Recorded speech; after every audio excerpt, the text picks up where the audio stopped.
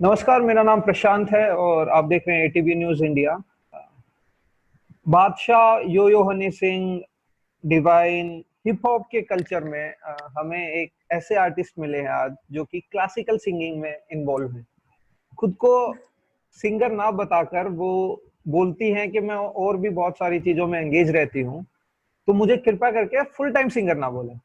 तो आज हमारे साथ है अनन्या गौर जी, जो कि क्लासिकल सिंगर हैं। फैज साहब की, फैज, मीरा, साहिर लुधियानवी और तीन चार नाम और लिए थे इन्होंने जिनको मैं भूल गया हूँ। उनकी ये मुरीद है, मैं सिर्फ फैन नहीं बोलूंगा। तो बहुत बहुत धन्यवाद अनन्या जी हमसे जुड़ने के लिए। हम बड़े टाइम नमस्कार। से चाहते थे कि कोई आर्टिस्ट हमसे जुड़े और हमारे से म्यूजिक की बातें करे। तो मेरे हिसाब से क्लासिकल जी, सिंगर से अच्छा कोई मिलेगा नहीं। अनन्या जी, मैं आपसे ये जानना चाहता हूँ कि आप संगीत से पहली बार कब जुड़े और आपको कब ऐसा लगा कि ठीक है, मैं संगीत को अब कंटिन्यू करना चाहती हूँ। कंटिन्यू करना चाहती हूँ। आई थिंक काफी छोटी उम्र से मैं संगीत सीख रही थी। 4 साल की उम्र से संगीत सीख रही थी और परिवार में सभी लोग बहुत ही इंकरेजिंग रहे हैं। मेरी छोटी बहन भी संगीत सीखती रही है, तो पढ़ाई के साथ साथ संगीत हमेशा चला है। जैसे हम कहते हैं कि दुनिया को समझने का एक जरिया होता है, एजुकेशन एक होता है, उसी उसी प्रकार संगीत मेरे लिए एक बहुत ही इम्पोर्टेंट जरिया रहा है कि कैसे how to make meaning out of what you are seeing. तो जो देखती थी उसका अर्थ समझने के लिए कई फिल्टर्स जो हमारे होते हैं, तो संगीत भी उनमें से एक रहा है। और कभी सोचा नहीं था कि गाऊंगी और बहुत लोग सुनेंगे। हमेशा इस सोच से सीखा है कि मुझे पसंद है, अपने लिए गाती हूँ और कुछ इससे ज्यादा नहीं। तो अभी भी, आज के दिन भी मैं अपने लिए ही गाती हूँ प्रशांत। और कभी भी मुझे नहीं लगता कि मैं म्यूजिक को चूज करा है, म्यूजिक ही चूज करता है जिसको करता है। नहीं, मैंने इसलिए बोला कि आपने कब चूज किया कि आप म्यूजिक ही करने वाले हैं, क्योंकि हम जैसे लोग बाथरूम से शुरू होते हैं और बाथरूम पर ही खत्म कर देते हैं। तो आपने ये डिसाइड करा कि अच्छा ठीक है, अब मैं स्टेज पर जाकर भी गा सकती हूँ और मुझे लग रहा है कि लोग भी सुन सकते हैं। स्टेज पे गाने का सिलसिला तो काफी छोटी उम्र से ही हुआ था। जैसे जब सीखते हैं और जब बच्चा सीखता है तो कुछ कुछ आने लगता है तो गाने लगता है, सबके लिए, आसपास परिवार के लिए, माँ बाप के लिए गाने लगता है। तो माँ बाप को भी ये लगता है कि हाँ, अच्छा गा रहा है तो चलो कहीं और गवा के देखते हैं। तो एक उर्दू अकेडमी जो दिल्ली की है, मैं क्लास 6 में रही होंगी शायद उस समय। उर्दू अकेडमी का एक एनुअल फंक्शन होता है जहाँ गजल गायकी के लिए स्कॉलरशिप दी जाती है। तो मैं केवल एक्सपीरियंस के लिए गई थी, क्योंकि उस समय मैंने एकदम शुरू किया था उर्दू सीखना। तो मैं गई और कुछ गाया और उनको खूब पसंद आया, तो स्कॉलरशिप मिलनी शुरू हुई वहां से। फिर अगले साल फिर गई, फिर अगले साल फिर गई, तो ऐसे 3 साल कंसेक्यूटिवली उर्दू अकेडमी की जब स्कॉलरशिप मिली, वहां पे स्टेज पे गाया। एंड ये ऑल फुल दिल्ली के सारी जगह से लोग आए थे। तो एक हौसला बंधा कि हाँ, गाया जा सकता है। और सबको पसंद आने लगा। तो जब आई थिंक ऑडियंस, जब लोगों की आप शक्लें देखें, आपका गाना औरों तक पहुंच रहा है, एक सुकून मिलता है कि कुछ कह रहे हैं, कोई सुन पा रहा है। तो आई थिंक वो चलता ही रहा। उसके बाद कई कई कार्यक्रम मिलते रहे। और गांधर्व महाविद्यालय से मैं पढ़ी हूँ, वहाँ पे एक बहुत ही बेहतरीन कॉयर भी है गांधर्व महाविद्यालय का। तो उसका भी मैं हिस्सा रही हूँ और उसके कारण कई जगह भारत में, विदेश में भी परफॉर्म किया। तो ऐसे कई प्रोजेक्ट्स आते रहे प्रशांत, जो स्टेट से जिनसे जुड़ना होता रहा। आपकी इंस्पिरेशन क्या है म्यूजिक को लेकर?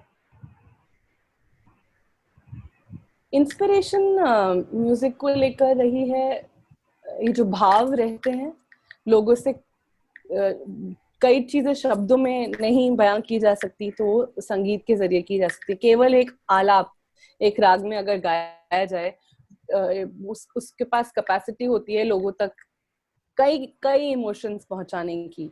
तो I think just the fact कि हम we can reach out without even using words, शब्दों का इस्तेमाल ना करते हुए भी औरों तक पहुंचा जा सकता है। तो ये मुझे काफी एक्साइट भी करता है, इंस्पायर भी करता है। नैना जी, आपने क्लासिकल सिंगिंग ही क्यों चूज किया? क्योंकि आजकल हिप हॉप का जमाना है, कमर्शियल चीजें हो गई हैं सब कुछ। तो उस बीच आप क्लासिकल सिंगिंग में आ गई, और क्लासिकल सिंगिंग को बोला जाता है कि एक एलीट क्लास ही इसको सुनेगा।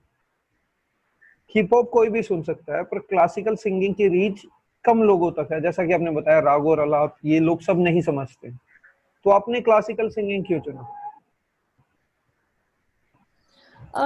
राग और आलाप नहीं समझते ये मुझे नहीं लगता, लेकिन आपका मैं प्रश्न समझ गई। जो क्लासिकल मैंने तो लेटर इन लाइफ चुना, पर मेरे लिए मेरे माँ बाप ने बचपन में चुन लिया था, और and I am very very grateful कि उन्होंने मेरे लिए चुना, बिकॉज क्लासिकल संगीत करता क्या है, it grounds you in some grammar.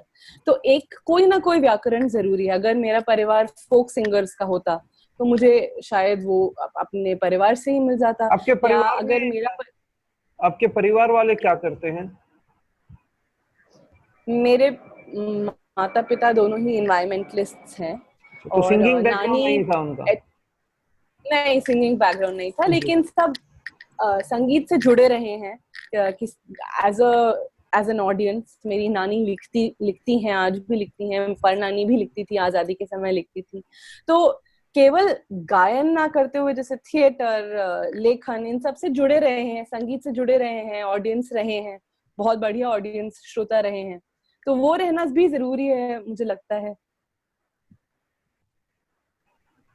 आपने जो अभी जो बात करी कि संगीत हमारे पास आता है, तो आपके पास संगीत पहुंचा, तो आपको क्या लगता है कि जब वो पहुंचा तो, क्योंकि हर एक कोई भी आर्टिस्ट होता है वो इंस्पायर भी करता है दूसरे लोगों को, तो आपको कभी ऐसा लगा कि कोई परफॉर्मेंस के बाद कोई फैन या कोई आपका दोस्त या आपको सुनने वाला आप तक आया और उन्होंने बोला कि आपने आपने तो गजब कर दिया, या मैं आप जैसा बनना चाहती हूँ, या मुझे मुझे कुछ बताइए, कुछ टिप्स दीजिए?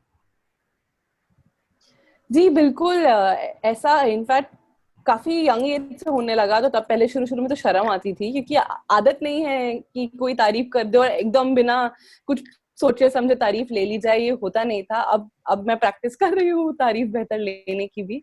लेकिन एक एक कोई फेसबुक पे कोई मित्र फेसबुक पे ही रहे होंगे, मैं उनसे कभी मिली नहीं, उन्होंने मुझे मैसेज किया कि मेरे मेरे गाना सुनकर काफी समय उन्होंने सुना, 1 महीना कॉन्सेंट्रेटेड, और उसके बाद उन्होंने सिगरेट पीना छोड़ दिया। तो अब मैं इसमें मॉरल जजमेंट नहीं दे रही हूँ कि सिगरेट पीना सही है कि नहीं, पर किसी किसी इंसान को कुछ लगा, और उन्होंने फिर मुझे लिख के भेजा भी कि उन्हें लगा, ऐसा लगा कि उनको एक बेहतर जीवन जीना है अब, तो उन्होंने ये डिसीजन लिया और उन्होंने लिखा भी।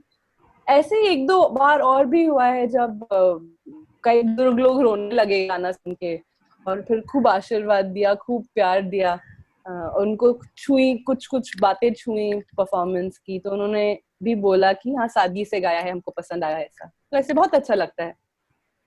अनन्या जी, मैं फिर से वही सवाल दोहराऊंगा। आपने हिप हॉप ना चूज करके क्लासिकल चूज करा, पर क्या अभी भी आपको लगता है कि क्लासिकल में वो चमक है कि हिप हॉप को या जो वेस्टर्न कंट्रीज का जो म्यूजिक है उसको ओवरटेक कर सकता है? क्योंकि mostly population, which is the truth, hip hop की तरफ या कमर्शियल सिंगिंग की तरफ ज्यादा जा रही है। वेस्टर्न पॉप, इन सबका अपना अपना एक स्थान है मुझे लगता है। और कोई भी जो आर्टिस्ट होता है, कलाकार होता है, वो किसी एक बॉक्स में नहीं रहता सीमित। जो आजकल के आप क्लासिकल सिंगर्स भी देखें तो वो कितना सोच पाते हैं जैज में, जो जैज के बेसिक्स होते हैं, और कितना मतलब ये तो एक ग्रामर है। Classical is one one way of grounding, वैसे ही कई और जरिए भी हैं। तो मुझे लगता है क्लासिकल का future is going to be bright in India. बीच में लगा था कि हाँ कम लोग सुन रहे हैं, कम लोग सीख रहे हैं, लेकिन अब जितना समझ रही हूँ ज्यादा ज्यादा, तो बहुत लोग जुड़ना चाह रहे हैं, और जरिए भी बढ़ गए हैं आज के दिन में What do you क्लासिकल से think? जुड़ने के लिए। What do you think? How internet is affecting the singing industry, even the classical one? Affecting the C I lockdown तो एक अलग ही कहानी है, पर लॉकडाउन से पहले अगर मैं बोलना चाहूँ, लोगों के पास अब एक बहुत ही आसान मीडियम हो गया है कि यूट्यूब पे जाएं और क्लासिकल कॉन्सर्ट सुन लें। क्लासिकल कॉन्सर्ट को तो कुछ कोई चीज रिप्लेस नहीं कर सकती है। जो एक अपना एक एक्सपीरियंस होता है, आप जाएं एक ब्लैक हॉल में बैठे, साइलेंस में बैठे, फोन में 1 घंटा 2 घंटा 3 घंटा, या बैठक में जाएं और आपके लिए कलाकार गा रहा है। लाइव म्यूजिक का कोई भी पैरेलल है नहीं। लेकिन आजकल के जमाने में जहाँ इतनी भागा दौड़ी है, किसी को मालूम नहीं कि वो चाहते क्या हैं। कभी गलती से कोई यूट्यूब पे क्लासिकल सुन लेता है तो जो सुकून पाता है वो वही इंसान जानता है। तो मुझे लगता है कि टेक्नोलॉजी ने एक तरीके से मदद भी की है, और दूसरी तरीके से मैं कहूंगी कि जो एक लार्जर टेक्नोलॉजिकल रेवोल्यूशन चल रहा है, जहाँ पे सभी लोग अडिक्ट हो चुके हैं, या तो फोन, या तो लैपटॉप, या तो इंटरनेट, इन सब के आदी हो चुके हैं, वो एक अलग दिक्कत है। पर डेफिनेटली क्लासिकल के लिए लोगों के पास एक मीडियम मिला है। सब लोग कॉन्सर्ट्स नहीं जा पाते थे, तो अब मुझे लगता है कि ज्यादा से ज्यादा सुन पाते हैं। आपके फेवरेट सिंगर कौन है?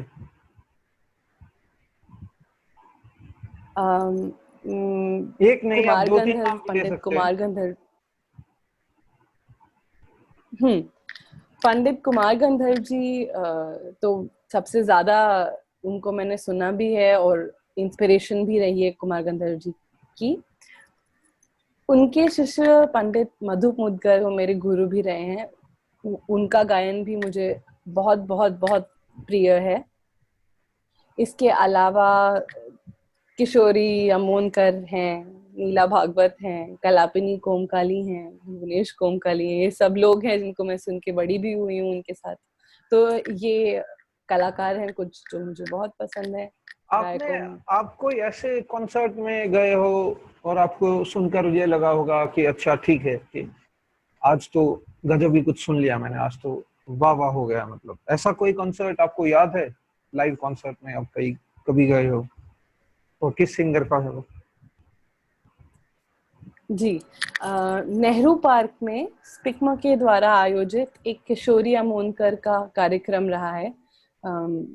तो किशोरी ताई ने उस समय यमन गाया था, और मैं बहुत छोटी रही होंगी, स्कूल की एज की, 9th क्लास या 11th क्लास, बहुत छोटी रही होंगी।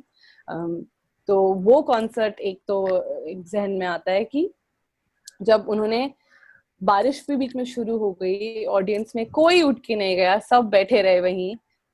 और दिल्ली में लोगों को बारिश की आदत बहुत है, लेकिन दिल्ली में थोड़ी सी बारिश आती है लोग चले जाते हैं। वहां उन्होंने ऐसा समा बांधा कि बारिश में भी लोग बैठे रहे, फिर बारिश भी थमी और लंबा कार्यक्रम चला। तो एक किशोरी अमोनकर जी का रहा है, और दूसरा फरीदा खानम, जो जिनको मैं लिस्ट में ऐड इसलिए नहीं करती क्योंकि उनकी लिस्ट ही अलग है फरीदा खानम जी की। उनका एक कार्यक्रम रहा था जहां मैं तानपुरे पे थी उनके साथ पीछे, और ये फिक्की ऑडिटोरियम में था। उस कार्यक्रम में जब उन्होंने आज जाने की जिद ना करो शुरू किया गाना, तो पूरा, मैं तो पीछे तानपुरे पे थी तो सब ऑडिटोरियम के लोग दिख रहे थे, पूरा ऑडिटोरियम एक साथ बरस रहा था, रो रहे थे सबके सब। सबकी आंखों में आंसू आ गए थे जब जैसे ही उनका आज जाने की जिद ना करो छिड़ा।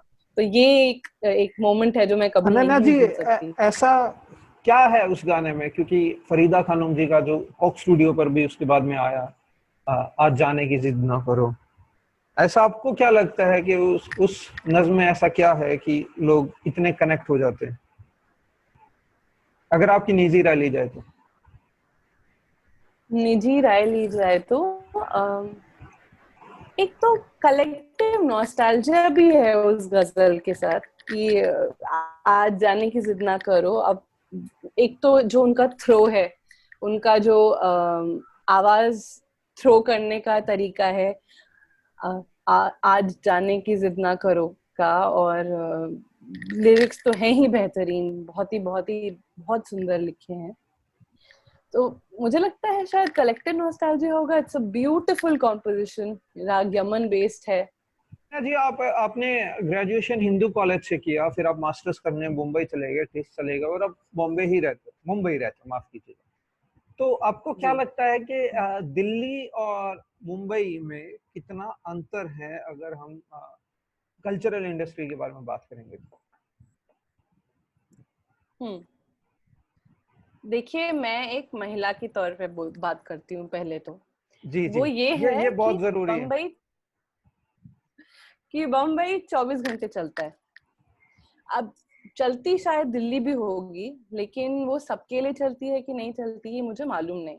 तो बम्बई में मैं रात को 1 बजे, 3 बजे, 5 बजे, कितने भी बजे बाहर चलने जाऊं, बहुत ही सेफ महसूस करती हूँ।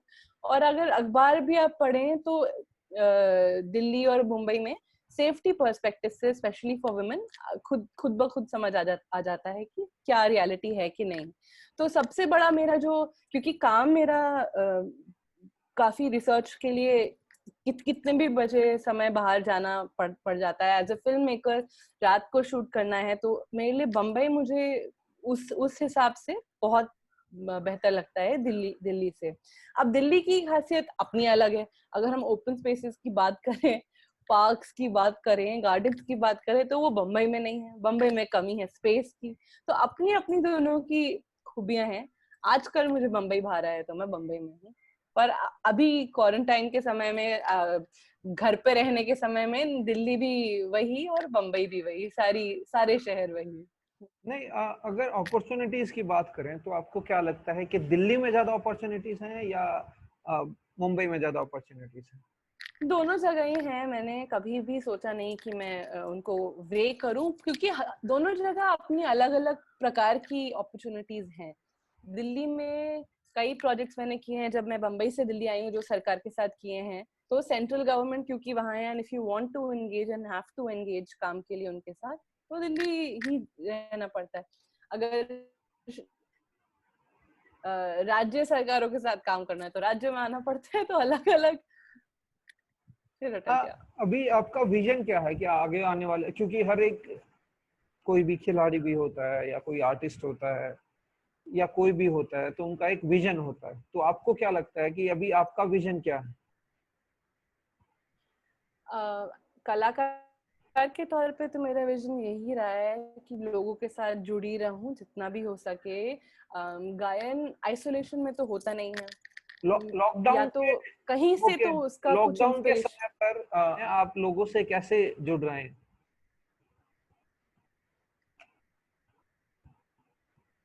लॉकडाउन के समय पे मैं टेक्नोलॉजी को बहुत बहुत थैंक यू बोलना चाहूंगी कि फेसबुक, इंस्टाग्राम, जूम, हैंगआउट्स, ये सारे जो ऑनलाइन प्लेटफॉर्म्स हैं, इनसे जुड़ जुड़ जुड़ने का जरिया मिलता है। तो और क्या हो रहा है बाहर, घर से बाहर, क्योंकि हम सब तो घर पे ही हैं। और पत्रकारों का मैं बहुत बहुत शुक्रिया अदा करना चाहूंगी कि इस समय में भी वो बाहर जाके हम सबके लिए समाचार लाते हैं, रेगुलरली ला रहे हैं। तो एक जरिया इंटरनेट ही है आजकल, और तो क्योंकि कुछ है नहीं। अनन्या जी, माफ कीजिए मैं आपको रोक रहा हूँ, क्योंकि अनन्या जी ने पत्रकारों का धन्यवाद करा है, तो मैं अनन्या जी के बारे में बता दूं कि इनको आप इंस्टा, यूट्यूब, फेसबुक हर जगह सुन सकते हैं। सिर्फ आपको टाइप करने की जरूरत है और अनन्या जी आपके सामने हाजिर हो जाएंगे।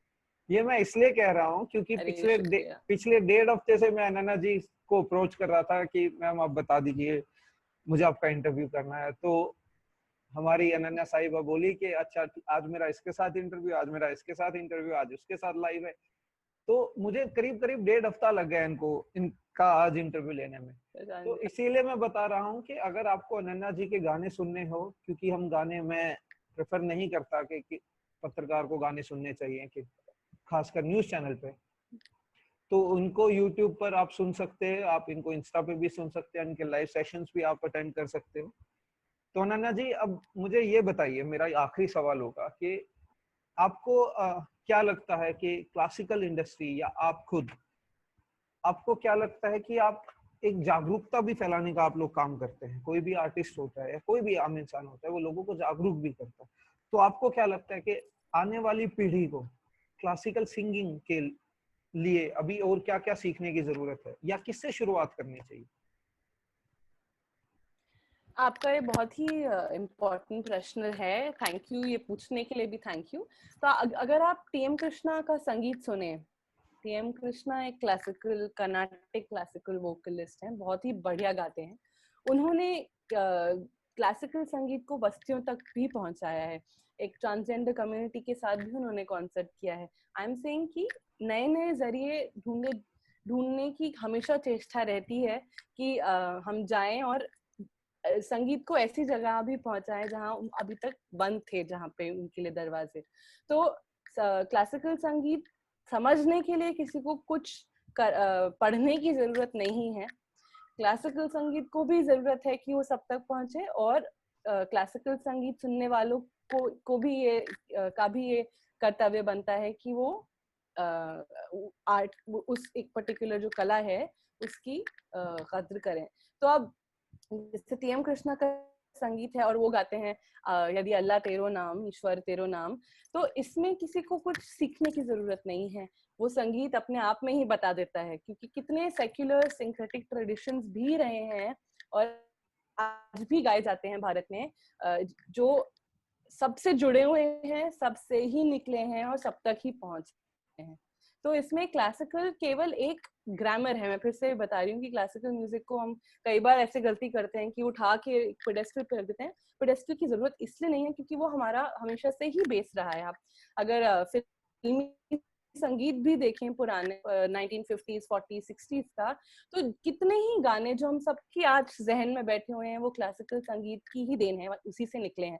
अगर हम देखें तो फोक और क्लासिकल का भी एक बहुत ही बढ़िया जुड़ाव रहा है। अगर हम देखें सेमी क्लासिकल, ठुमरी, दादरा, सावन, ऋतुओं से जुड़े हुए गीत, तो इन सब का ही क्लासिकल के साथ एक बहुत ही जोड़ नाता रहा है। तो मुझे लगता है कि classical is only a grammar, again it's a way, चीजें सब वही हैं।